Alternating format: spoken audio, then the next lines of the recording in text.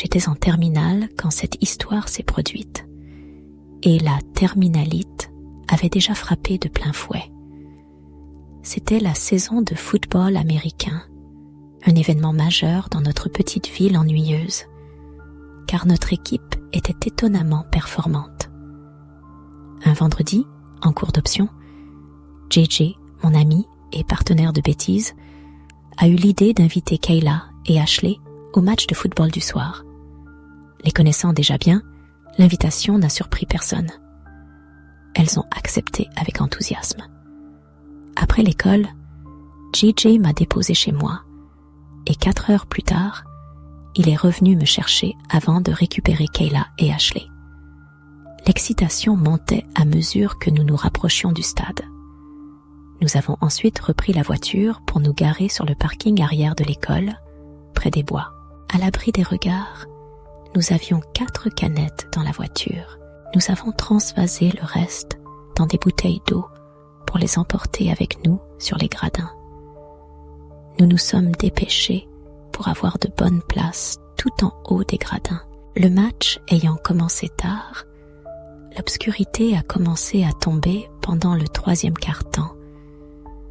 Et au 4e, il faisait nuit noire. Étonnamment, notre équipe perdait lamentablement ce soir-là.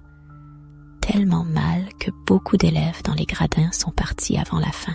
Nous sommes restés, prévoyant de traîner sur le terrain après le match. Le match s'est terminé et notre équipe a subi une défaite cuisante, plongeant le terrain et les gradins dans un silence morne. Les gens se sont empressés de quitter les gradins. L'équipe, rouge de honte, s'était engouffrée dans les vestiaires, tandis que l'équipe adverse regagnait lentement ses bus. En moins de 10 minutes, nous étions presque les seuls spectateurs encore présents, à l'exception de quelques irréductibles dispersés dans les gradins et sur le terrain. L'alcool aidant, la défaite de l'équipe locale n'altérait en rien notre bonne humeur. Lorsque les projecteurs s'éteignirent, l'obscurité devint presque totale, à peine troublée par le clair de lune. Le stade était désormais désert. Sans hésiter, nous allâmes nous allonger sur le terrain. Jay courut jusqu'à sa voiture pour rapporter de quoi étancher notre soif. Il devait être environ 22 heures. C'est alors que JJ lança, avec un sourire malicieux, « Et si on allait explorer le bois derrière le terrain ?» L'idée, précisément parce qu'elle effrayait les filles, nous parut irrésistible. Quand ils ont refusé de bouger d'un pouce, nous nous sommes levés d'un bond et avons foncé vers les bois, les abandonnant dans l'obscurité. Nous savions qu'ils prendraient peur et nous suivraient, ce qui ne manqua pas d'arriver.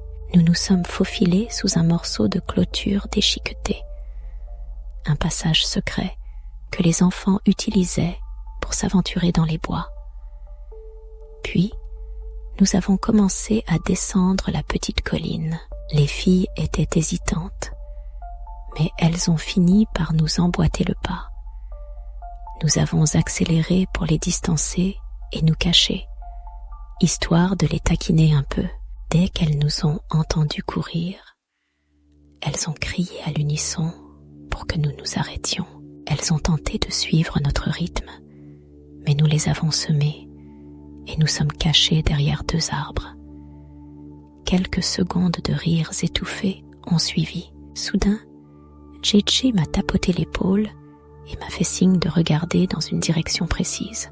Malgré l'obscurité, éclairée à peine par le pâle reflet de la lune filtrant à travers les arbres, nous avons distingué une silhouette noire et imposante, peut-être à 4 mètres et demi de nous, se dressant entre 2 arbres.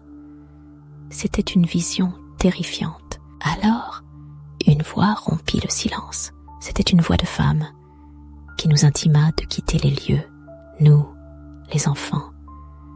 Immobiles, nous restâmes plantés là, les yeux rivés sur la silhouette de cette femme, du moins ceux qui nous semblaient être une femme. Mais un détail nous frappa immédiatement. Elle grandissait et se rapprochait à une vitesse anormale. Pourtant, nous ne discernions aucun mouvement de jambes, ou de ceux qui auraient dû être ses jambes. Aucun bruit de pas ne parvenait à nos oreilles. J.J. et moi, pris de panique, nous tournâmes les talons et nous enfuîmes en courant. Nous courûmes à perdre haleine, appelant les filles à tue-tête jusqu'à les retrouver. « Suivez-nous !» leur criâmes-nous, les entraînant hors du bois. Arrivés à la voiture, enfin, nous leur révélâmes la raison de notre effroi. Une femme d'environ 2,10 mètres se tenait cachée dans les bois. J.J., encore sous le choc, murmura que si je n'avais pas été témoin de la scène, il aurait cru avoir été victime d'une hallucination. Les filles, terrifiées, nous suppliaient de leur dire que c'était une blague. Mais ce n'en était pas une. Nous avons guetté depuis la voiture, espérant voir quelqu'un émerger du bois. Personne n'est jamais apparu. La question qui nous hantait était: qu'est-ce qu'une femme plus âgée pouvait bien faire là, seule, en pleine nuit? Ce n'était pas un sentier de randonnée, mais une zone boisée clôturée. À l'époque, notre école n'avait pas de service de sécurité, donc ce n'était pas ça non plus. Après cela, nous 4 sommes allés traîner chez JJS, et je laisserai votre imagination combler le reste de cette nuit. Avançons rapidement jusqu'à cet été où, pour la dernière fois, je travaillais à l'école comme agent d'entretien saisonnier, car mon salaire augmentait chaque été où je revenais. Nous étions environ 4 dans le bâtiment, 2 agents d'entretien plus âgés, un autre jeune de 18 ans et moi. J'étais dans la cour centrale de l'école, en train de tondre le gazon, quand j'ai aperçu quelqu'un à une fenêtre à l'étage. Une dame d'un certain âge, peut-être 65 ans à vue d'œil, les cheveux courts et bouclés, se tenait là. Son visage restait flou derrière le reflet aveuglant de la fenêtre. J'ai coupé le moteur de la tondeuse, l'ai regardée et lui ai fait un signe de la main. Elle n'a pas répondu. Elle n'a pas esquissé le moindre geste. Intriguée, j'ai pratiquement couru à l'intérieur pour demander à mon patron qui était cette femme à l'étage. Il m'a d'abord demandé de qui je parlais. Alors je l'ai incitée à me suivre.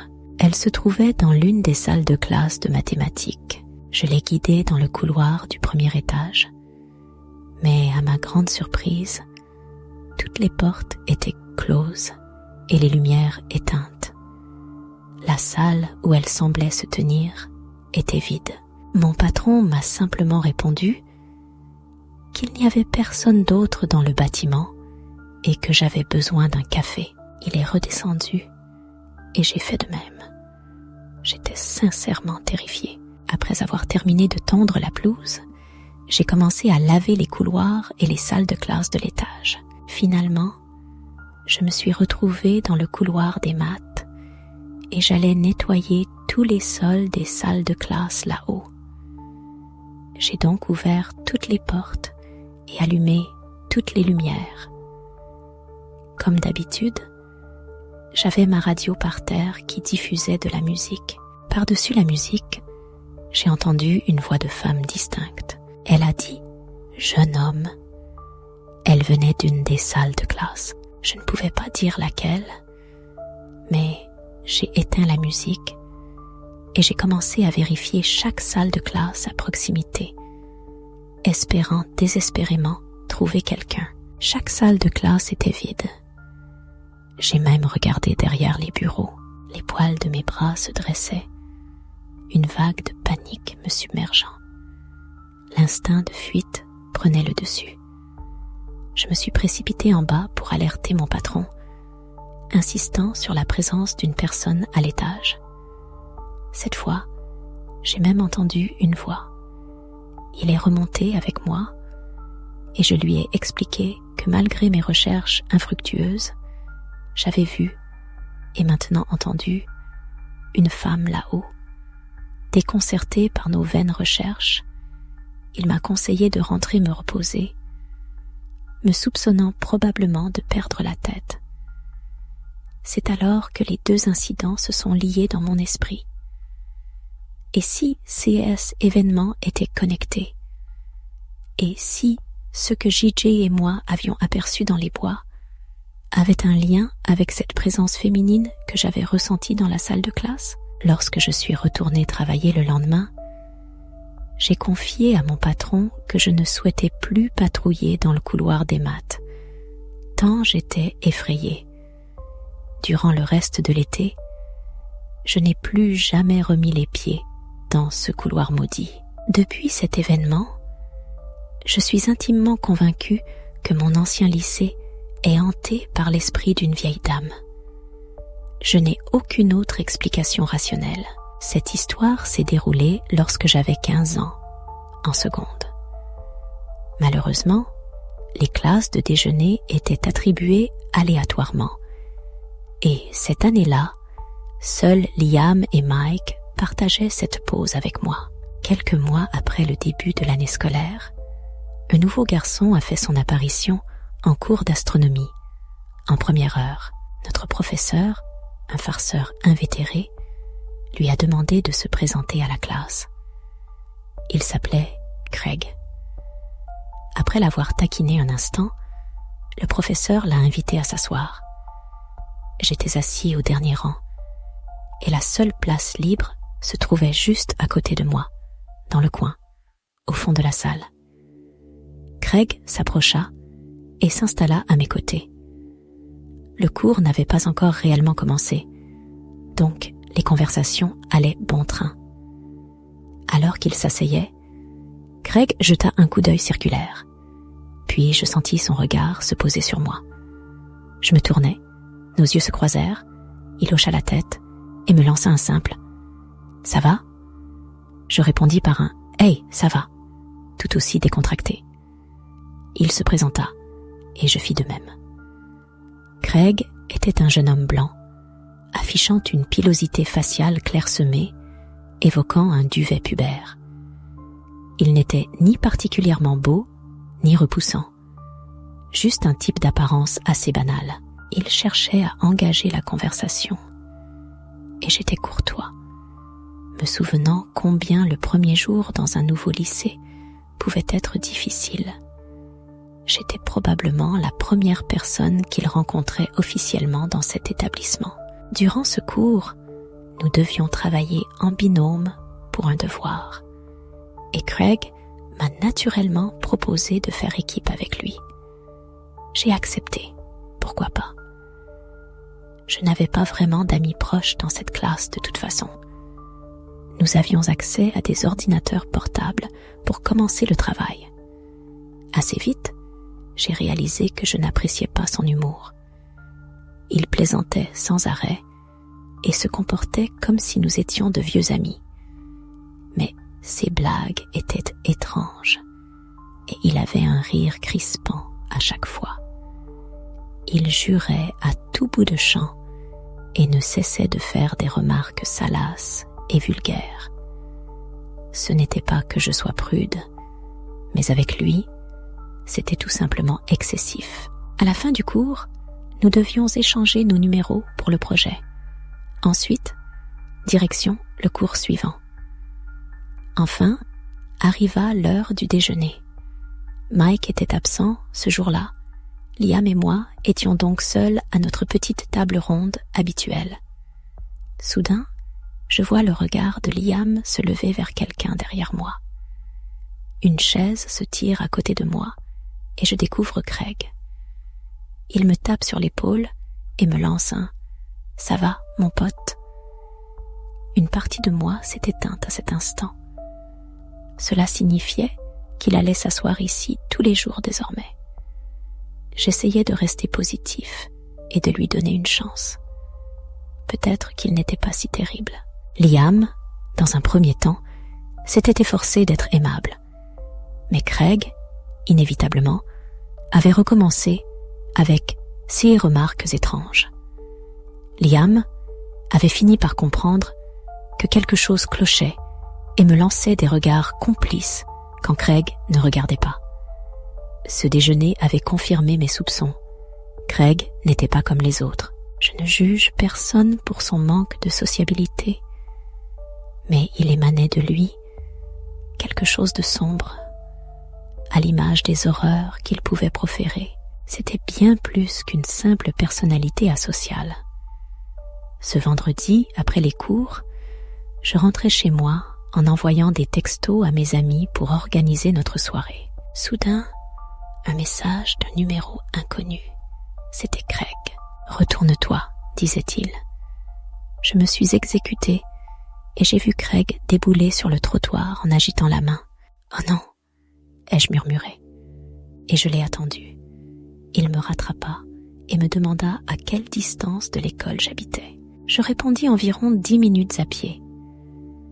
Il me dit que c'était pareil pour lui et proposa de faire le chemin ensemble. Puis, il enchaîna en me demandant si je voulais qu'on s'attaque rapidement au devoir, histoire de le boucler autour de quelques bières. Je lui dis que j'étais déjà pris avec des amis. Il insista, voulant savoir ce qu'on allait faire. Aïe, il essayait clairement de s'incruster. Je lui dis qu'on allait juste se détendre chez Liam. Et là, il me demanda carrément si ça le dérangeait qu'il vienne. Je restais bouche bée. Finalement, je sortis une excuse bidon du genre « la mère de Liam n'aime pas trop les inconnus au premier abord ». Ça eut l'air de marcher. Craig et moi, nous continuions de marcher ensemble. Je commençais à me demander s'il allait me suivre jusqu'à chez moi, et c'est exactement ce qu'il fit. Arrivé devant ma porte, je lui dis « Bon, à plus tard, mec », et lui fis un petit chèque de poing. Il répondit « À plus » et continua son chemin dans la rue. Je remarquai qu'il se retournait. Alors, je détournai le regard. J'envoyai un message à notre groupe de discussion pour leur raconter à quel point il était bizarre. Et Liam confirma mes dires. Nous commençâmes à organiser une soirée chez Liam, mais pas avant 21h. 1 heure ou 2 plus tard, Craig m'envoya un message troublant. Il disait « Yo, qu'est-ce qui se passe devant chez toi? Pourquoi il y a une voiture de police ?» Je répondis « Qu'est-ce que tu veux dire ?» Je me suis précipitée dehors, sur le perron. Aucune voiture de police. Seul Craig se tenait là, dans notre allée. Il riait, un rire étrange. Et entre 2 hoquets, il a lâché un « je t'ai eu ». Puis, comme si de rien n'était, il a ajouté « Je croyais que tu allais chez ton ami Liam ». J'ai marmonné un « oui » dans un moment. Puis j'ai demandé, agacé, « Pourquoi tu te comportes bizarrement ?» Cette fois, il n'a pas ri. J'ai même cru voir qu'il était blessé. Sans ajouter un mot, je me suis engouffrée dans la maison et j'ai claqué la porte. Presque aussitôt, un texto a vibré sur mon téléphone. « Mais c'est quoi ton problème, mec ?» J'étais sidérée. Je venais à peine de rencontrer ce type aujourd'hui. Nous avions passé à peine 40 minutes ensemble. Il y a peu, je me suis retrouvée dans une situation des plus étranges, voire carrément angoissante. Craig, un type que je connaissais à peine, s'était mis à me harceler. Au début, c'était juste des messages insistants, mais c'est vite devenu plus inquiétant. Un jour, il a carrément manigancé pour me faire sortir de chez moi. Un simple prétexte, une ruse pour vérifier si j'étais là. J'avoue, j'ai paniqué et je lui ai envoyé un message pour lui dire qu'il me faisait peur. Grave erreur, apparemment. Il a répliqué par un long message confus, expliquant qu'il pensait que j'étais différente, plus cool que les autres filles. mais qu'en fait, j'étais comme toutes les autres. J'étais à la fois choquée et amusée par l'absurdité de la situation. Alors, j'ai partagé la conversation avec mes amis. Leur réaction a été un mélange de rire et d'effroi. Pour me changer les idées et gérer la situation, j'ai pris des mesures. J'ai d'abord contacté mon professeur pour lui expliquer pourquoi je préférais travailler seule sur un projet.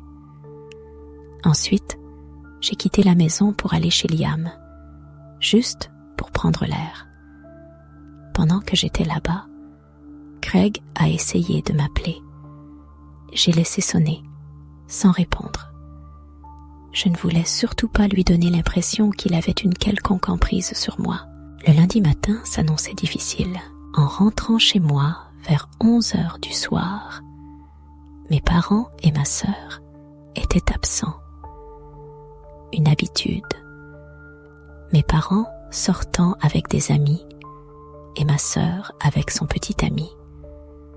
Après avoir verrouillé la porte derrière moi, je montais dans ma chambre. Alors que je regardais des vidéos sur YouTube, j'entendis la sonnette de la porte de derrière.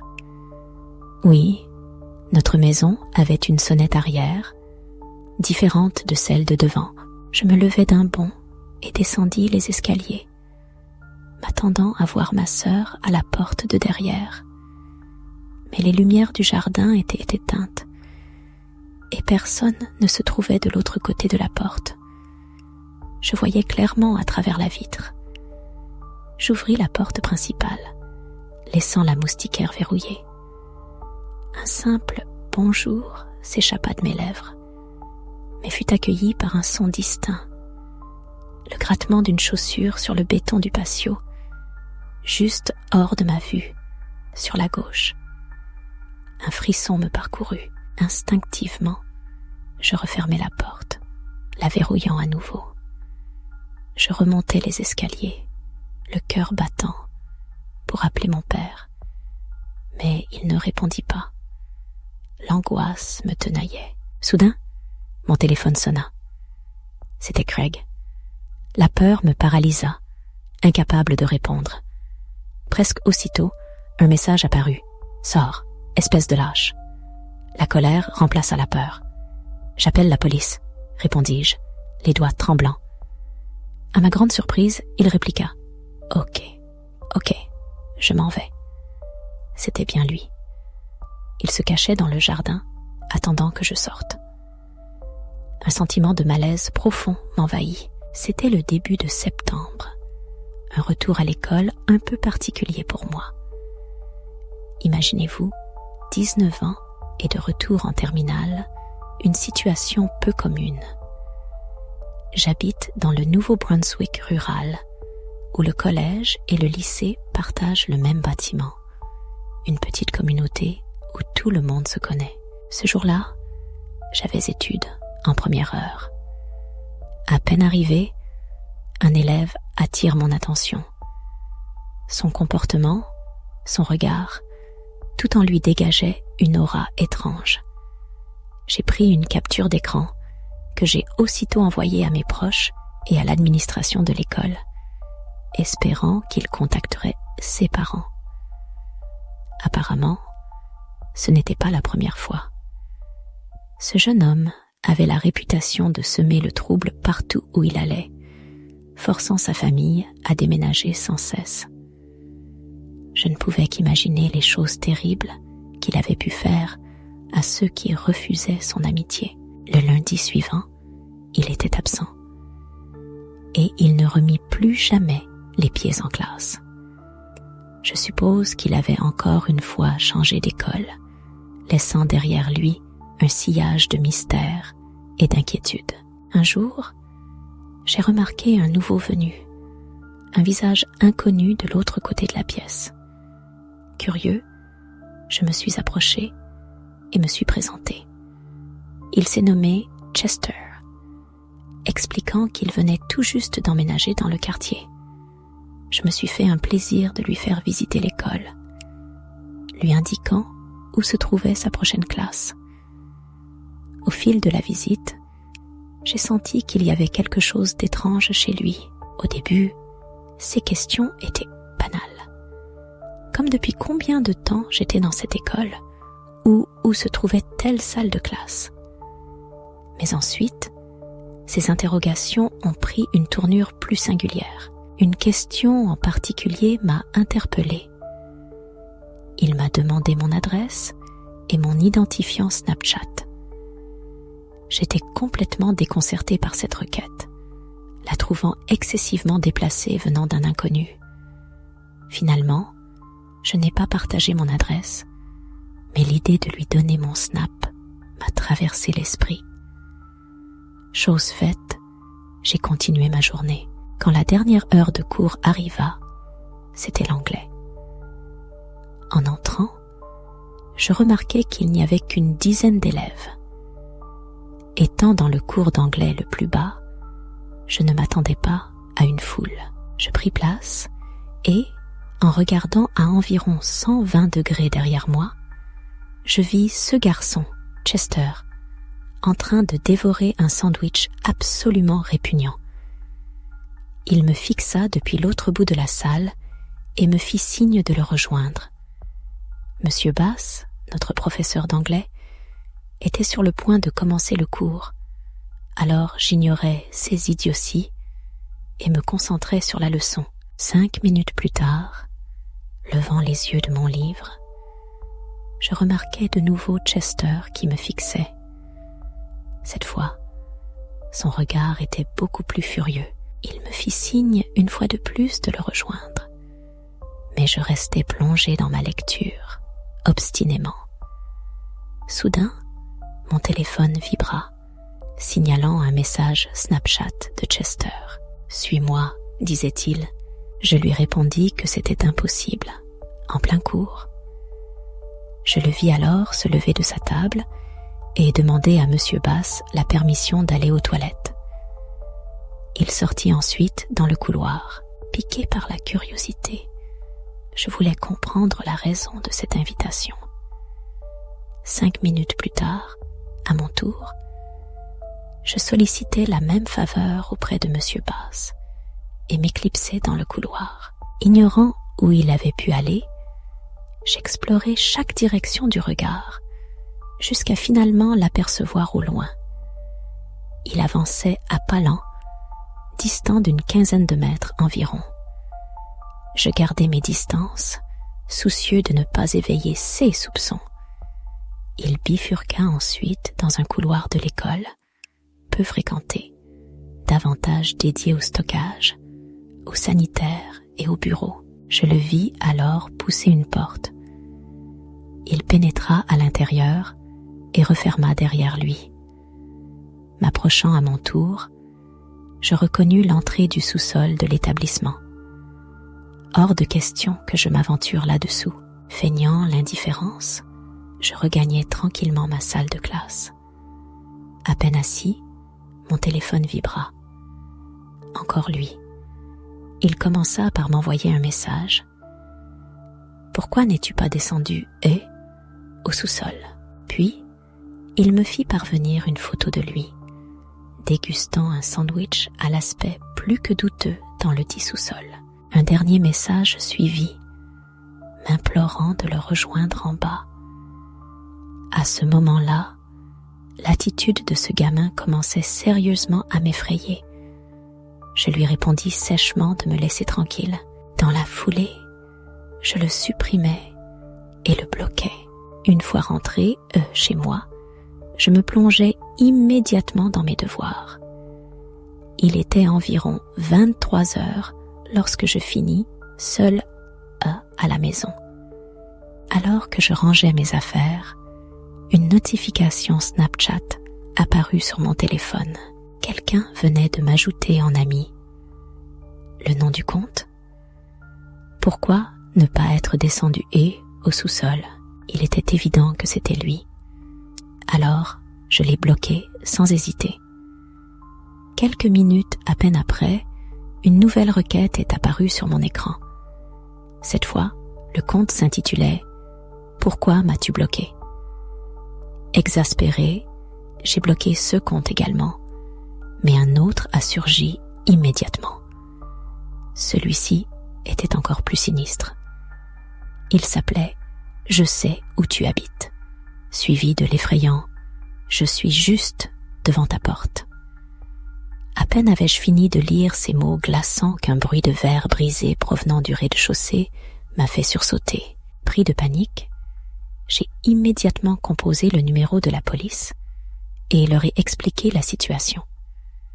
L'opérateur, d'une voix calme mais ferme, m'a conseillé de trouver un endroit sûr pour me cacher et de verrouiller la porte.